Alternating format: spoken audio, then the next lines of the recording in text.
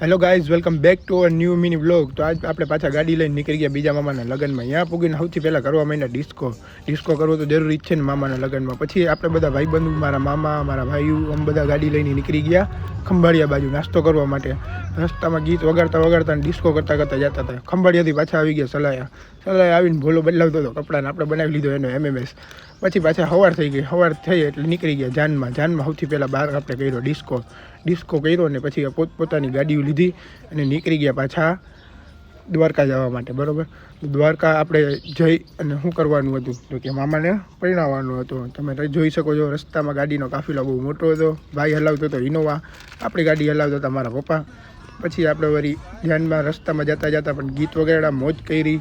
મોજ કરવા તો આપણે જતા જ હતા, હું કેમ કે મામાના લગ્ન છે, મોજ કરવી તો ફરજિયાત છે. પછી આપણે પૂગી ગયા દ્વારકામાં આવીને કરી દીધો રસ્તો જામ તો કરવો જ પડે ને, બધાને ખબર તો પડવી જોઈએ ને. રોનકભાઈ આવી ગયા છે દ્વારકા. બરાબર, દ્વારકા પૂગીને આપણે મામાને કર્યા તૈયાર.